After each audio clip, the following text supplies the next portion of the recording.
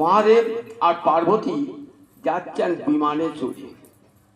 প্রতিপদ দেখছেন রামচন্দ্র আর লক্ষ্মণ যাচ্ছেন সীতা অন্বেষণে।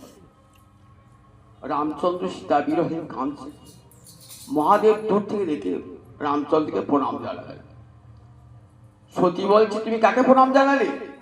তা বললে, আমার আরাধ্য দেবতা ভগবান রামচন্দ্রকে প্রণাম জানালাম। কি করে হবে তোমার আরাধ্য দেবতা? উনি তোমার আরাধ্য দেবতা বিষ্ণু হবে কি করে? ও তো দশরথের পুত্র। বললে, ঠিক আছে দেবী, তুমি আমাকে পরখ করে দেখো আমার আরাধ্য দেবতা বটে কিনা, তুমি আমাকে পরীক্ষা করে দেখো। বলে, ঠিক আছে, রথটা নামা। সাধারণ বেশে শিবার শঙ্করী সাধারণ বেশে রইলেন ব্রাহ্মণ বেশে।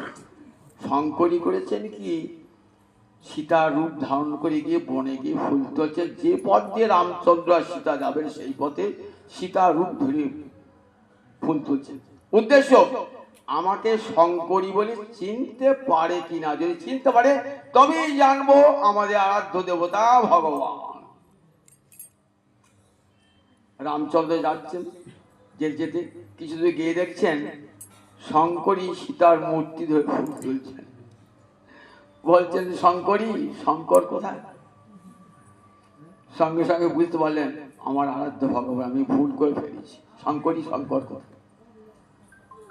আরাধ্য দেবতা ফিরে এলেন, হাসছেন মহাদেব। কি গো দেবী, কি দেখলে?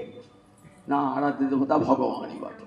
আমি সীতার রূপ ধরে গিয়েছিলাম, কিন্তু আমাকে বলে শঙ্করী, শঙ্কর কোথায়? শিব বললেন, আর তো তোমার অঙ্গ আমি স্পর্শ করতে পারবো না। কেন স্পর্শ করতে হবে না? তুমি আমার প্রভু, আমার আরাধ্য দেবতা ভগবান ভগবতী রূপ ধারণ করেছো, সুতরাং ওই অঙ্গ আমি আর স্পর্শ করতে পারবো না। তুমি দেহ পরিবর্তন না করলে আমি ওই দেহ আর স্পর্শ করতে পারবো না।